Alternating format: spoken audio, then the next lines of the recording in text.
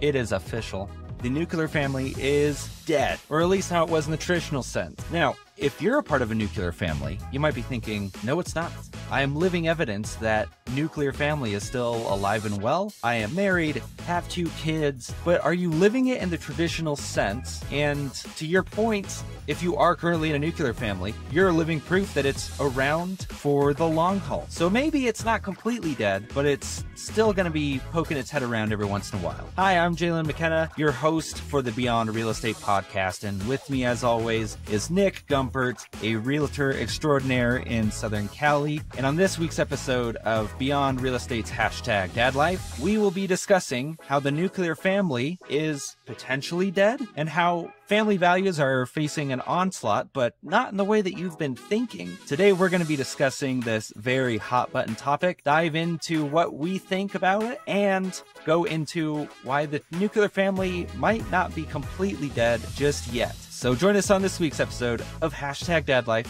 Welcome to Beyond Real Estate with Jalen, the podcast discussing parenting, real estate, and business. Every week, we go in depth on how to become successful in business and life. Jalen, take it away. The nuclear family may have finally kicked the bucket, at least in the traditional sense.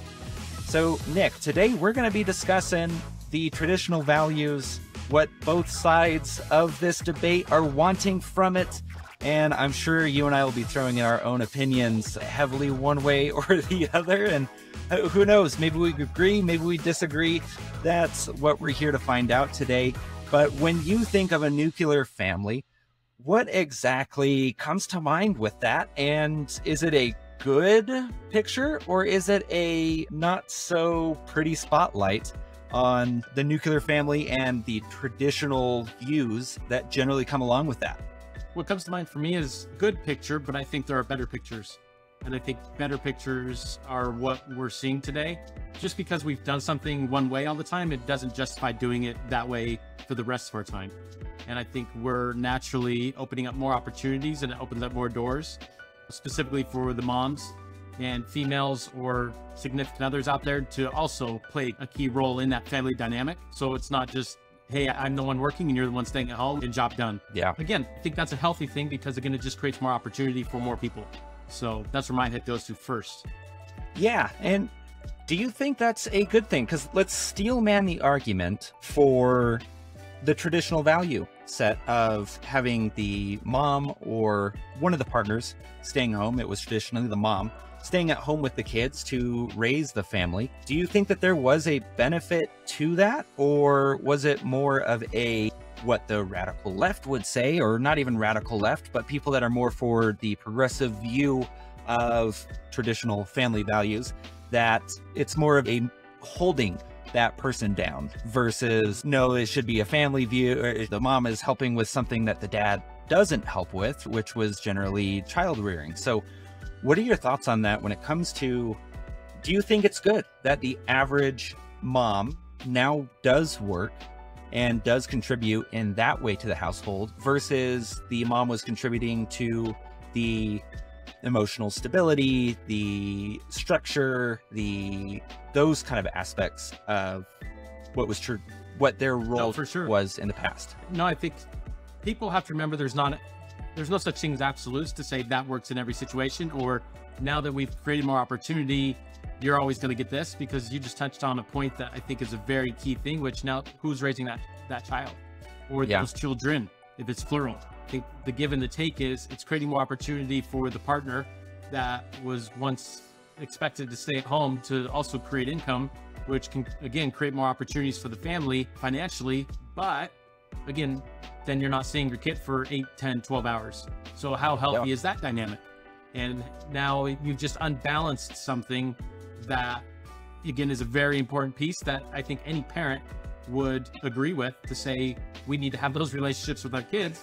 But then the babysitter is the one that sees my kids more than I do. The teachers at school see the kids more than a parent does. That's the ongoing challenge of society that does want to work, that does want to create opportunity, but at what cost? And I think sometimes are short-sighted in feeling like equal opportunity to work. Again, what's the give and the take of that, right? Yep. And I think you brought up the word cost, that it's very easy to say the cost is clearly beneficial because you're bringing in more money. That's only if you look at it from effectively a business mindset of a profit and loss. How much money are you bringing into the household?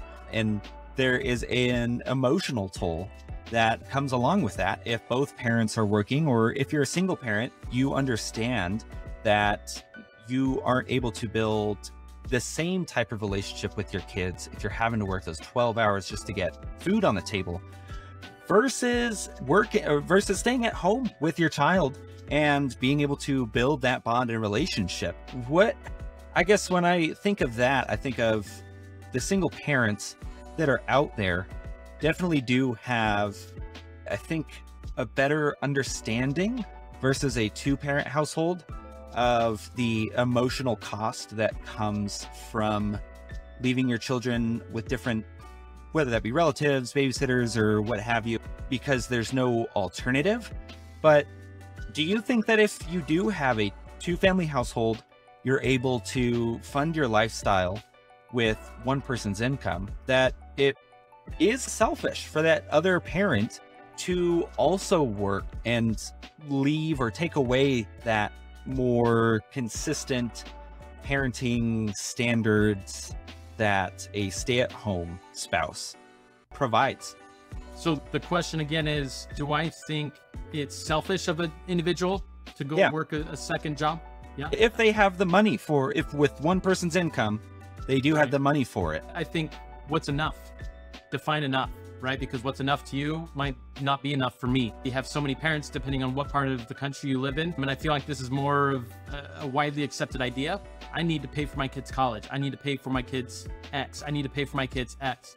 So what is enough to be able to afford to do those things? In addition to taking the vacations, in addition to getting X amount of clothes, in addition to, like, you fill in the blank, right? And I think that is all such a relative term to say, when is enough? Do you have three kids, or do you have one kid, or do you have no? And that's an interesting point you brought up, though, too, with because you touched on it with schooling, for instance. The cost of a college education nowadays, because of how inflated tuition prices are, we are not getting completely into that, but you now do have almost a responsibility that if you want your kids to go to a higher education institute, you have to help them, or they have to get in a huge amount of debt. And so scholarships, sure.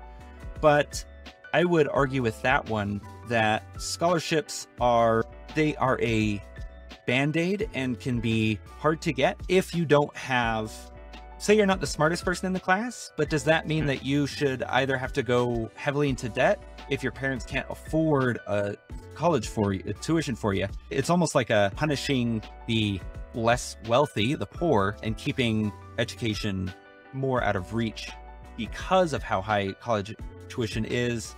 There's only so many scholarship funds to begin with, and even working a full-time job while going to university, whether that's an in-state or out-of-state or a community college, you are having troubles just affording a basic education that is required for a lot of fields that may not pay well. Teachers are a great example of that. So do you think that almost had some sort of play into this growing trend of both parents now working because they understand how much money you actually have? I'll ask a different question. Whose responsibility is it to lay the foundation of the kid to do well in school?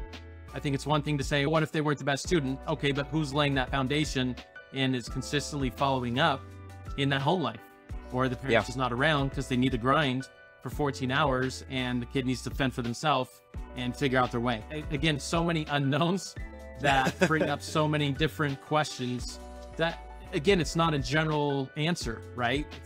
Unfortunately, such a case by case with so much. I think the best answer is it depends. It depends on that scenario, because your home life is different than my home life, different than our neighbors. And I think that's just the reality of the situation. Yeah.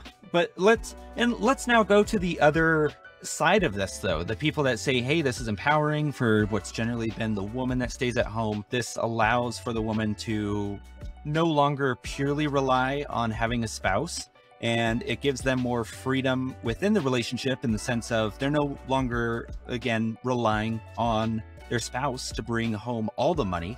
So they don't have whatever that's an allowance every week. They're now able to have more freedom because they're not tied down and basically worried that if they were to leave their husband, they now can't afford to live on their own.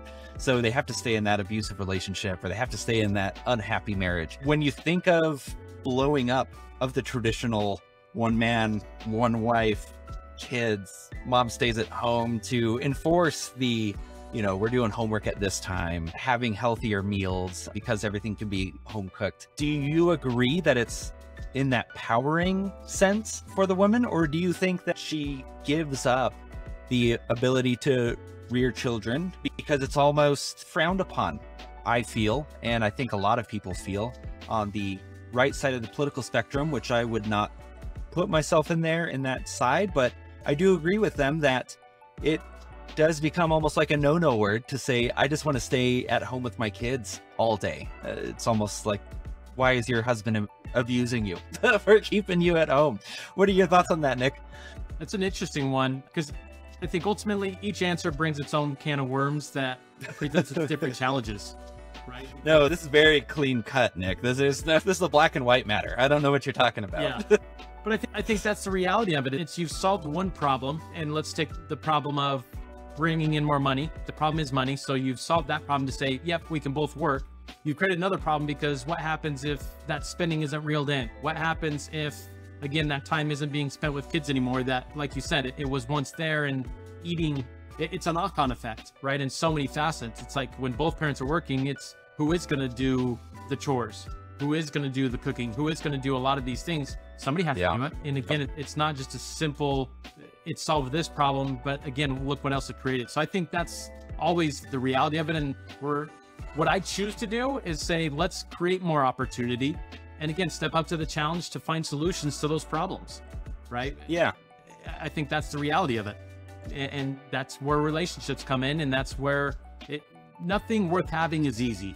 So if anybody unfortunately thought having a traditional family with 2 kids and a wife was easy, like, define easy, yeah. Right? Because again, it still requires communication if they're staying at home. It still requires you being on the same page. And when they're working, it requires the exact same things. It just, the picture's painted a little bit differently. So I think too many, again, people want to just put a line through certain items to say, yep, that's taken care of now, that's taken care of now. It may be. But now it presented a new problem. I get what you're saying there. Yeah, especially with creating a new problem. I think we touched on a few of those. But when you are making that decision, what decision? How much the decision of to keep that nuclear family or to go away from that model? Hey, mom wants to work. Yeah.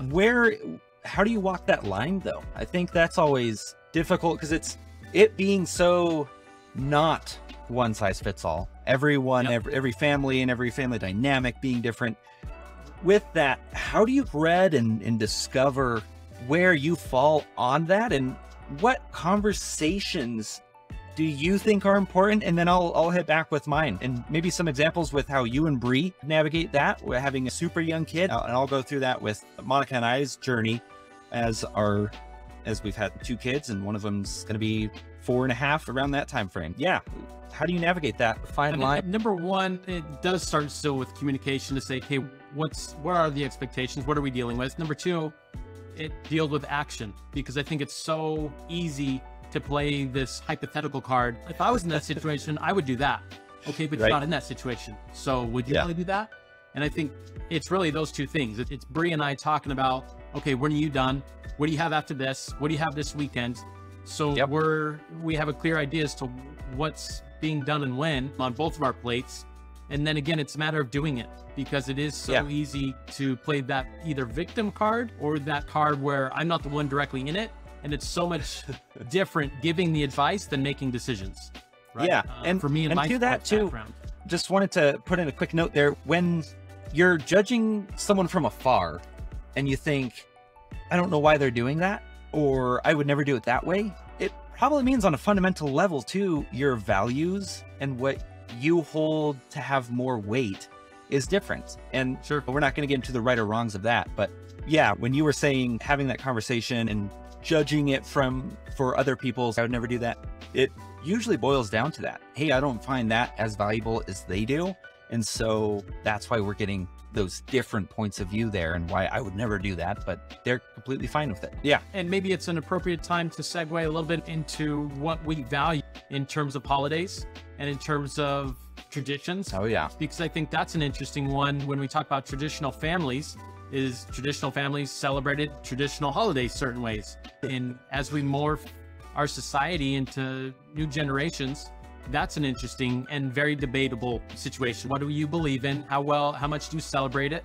How much do you show people? Are you allowed to show people without pissing people off? I think that's a fine line, right? Just like you alluded to of judging people from afar, that's another piece, right? When it's the 4th of July, and not everybody's from the United States and doesn't understand the 4th of July. Nobody will ever understand Cinco de Mayo because that doesn't stand for anything other than party. But not that you need to either. So it's just it's a party. Christmas, though, is always a debatable one, being Christian or not, and the offensiveness. So I think ultimately, in my opinion, you should celebrate it if that's your true values, and you shouldn't have to apologize for that. It's not, in my opinion, insulting anybody by celebrating that, because that's what you and your family has always done. You know what you stand for, and that's a good thing. Yeah. Because I think if you try to appease everybody 100% of the time, it will never be done. And off of that as well, I feel we should all have the freedoms to, without the social backlash, to basically celebrate any holiday however we want to. And I think a lot of people that are on the conservative values would say, yeah, that's right, he's agreeing with us. And I would say, no, I'm not, because at the same time, if Starbucks doesn't have a Santa Claus on their red cup, I think it's absurd if you believe that your holiday is the only holiday around, and that it's not, in that it hasn't become, even if it is a religious holiday, say Easter or Christmas, even if your holiday has religious roots, doesn't mean that you're the only one that gets to celebrate it. And it doesn't mean you get to police how other people celebrate it too. If people are celebrating Christmas as a great time just to get together with family and enjoy each other's company, who the fuck are you to say this is about Jesus Christ and why are you not celebrating him first and foremost? Hold off now. Just, they can still celebrate the holiday and not celebrate it how you're celebrating. That doesn't mean that they're now infringing on some right of yours to police who gets to celebrate it and here's how you should be celebrating it. It's right. You have to understand it's those traditional values did become a part of society, but people have also gone away from celebrating things traditionally or keeping traditional celebrations how they were celebrated for a long time before that. And I'll echo something that my mom and stepdad Monty have echoed to me for a long time, which is you control what you can control. And I think, unfortunately, a lot of people try to control or influence things beyond their control. And I think that's unfortunate, because I think you then lose the opportunity to, you do you. What does your family want to do on Christmas? And worry about that. Did you have a great time? Did you enjoy each other's company? Job done. Versus me not liking my Christmas because I'm upset with how Jalen chooses not to celebrate Christmas. And I don't think it's the right way. Did Bugles tell me Merry Christmas over Instagram? It's like, what? Is that what I'm getting upset about? Yeah, I think that's another interesting and easy way to filter out. It's so easy for me to unfollow Jalen, which, who cares? Jalen's never going to see the unfollow button. And I'm just like, I'm sick of his stuff and I don't want to see it. Job done. Versus me ranting to Jalen in a book that he probably isn't even going to read. Because, oh my God, they just sent me, I'm still scrolling on my phone because they wanted to give their 10 minutes of rant. Like, I think it's interesting and it's unfortunate because I think we all have that opportunity to, what traditions are important to you? And I think that's what's important at the end of the day, because you can affect that. Just like your kids' education, you can influence the standards and the foundation that they put because you're a part of them. You can't influence their best friend that lives 10 miles away. Like, that's just our reality. So and that's our conversation today, is family values, not society values. It comes down to you, and don't be an asshole and go out there and start pushing your belief system on someone else or how you think people should be doing something. If it's not hurting them and it's not hurting you, give people some credit that they are an adult and can go about life. I mean, they got this far, so they clearly don't need your help to continue going forward. But at the same time, don't let society completely influence how you celebrate the holidays or celebrate your values, whether that be more traditional or more progressive. And also, this is the last one that I'm gonna go with, and then I'll let Nick do any final touches. When it comes to any values that are constantly being debated, at the end of the day, I think we can all agree that it should be up to the individual how they go through life, and anything that is imposed on us by either government or social standards, while they can be frustrating, it might mean that we need to have a bit more of an open mind. And so don't purely go down the rabbit hole of like-minded individuals only, because at the end of the day, you're not living in a society. If you're in the United States, or really any Western world for that matter, any country, you're going to have a majority of social norms. And if they're moving one way or the other, it doesn't matter. But don't go down just the rabbit hole of your own beliefs and thoughts, because you're doing an injustice to not only society by not hearing them out, but also yourself, because you could find some awesome information out there from someone that you might not wholeheartedly agree with, but at the same time, you could say, you know what, they're not completely wrong on that. I do find myself agreeing with them a bit more. And in this greatly polarizing time that we're in, understanding that we all actually fit more into a gray area than into either of those black and whites. Nick, final thoughts, and then I'll lead us on out of this one. Don't let those that don't mean that much mean that much. So what I'm alluding to there is people that maybe you disagree with, which, by the way, that's the great thing about this country, is you can disagree with them and move on and move forward, versus choose to focus on someone to say, I don't know that person, their views and beliefs piss me off. Well, then stop focusing your attention and time into worrying about that person, and focus it back into your family, who you can influence, and that circle of influence. My final thought is this, and it goes back to my coaching days. It's so much easier to be that assistant coach and give, again, your opinion on what you think could happen or should happen. And it's much different being the head coach when you're making the final decision. Again, bringing that back to hashtag Dadlife and parenting, it's much different when you're the parent with the 3 kids making decisions on their behalf, whether it be school, friends, family values, etc., versus being the outsider that either doesn't have kids, or maybe you do, but you're listening to this while you're in Oregon and your family dynamic is just different. It's not right or wrong, it's just different. And again, perspective matters. So it's not a one size fits all. And again, that's the beauty of this country, is that it doesn't need to be. Amen to that, brother man. That was it for this week's episode of hashtag Dadlife. The nuclear family is more than likely on life support. Not dead, but also probably shouldn't nor won't be forgotten. So what do you guys think?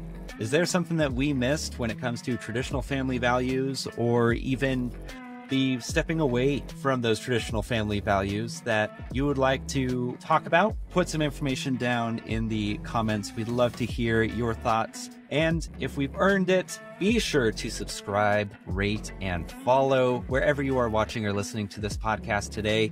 Thank you so much for listening to this week's episode of hashtag Dadlife. Be sure to join us back here on Wednesday if you are an independent contractor, self-employed, or really any 1099 employee and are wanting to buy a house.